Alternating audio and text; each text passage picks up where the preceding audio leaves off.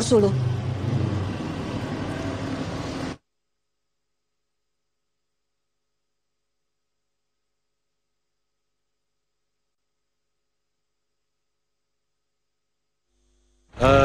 They were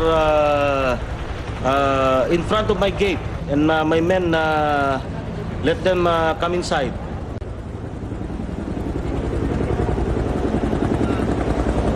So I talked to them. I asked them if they are really the Indonesian kidnap victims, and then they said yes, and I have their names, 10 of them. I asked about their condition, and thank God, alhamdulillah, that they are all okay, and they have lunch here.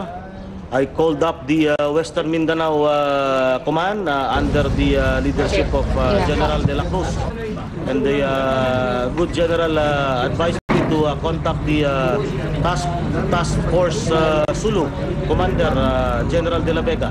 So immediately General De La Vega came, and we have a little chit chat and get some information regarding their 35 days captivity in the hands of the Abu Sayyaf group. Kami juga sempat berbicara langsung dengan Tawi.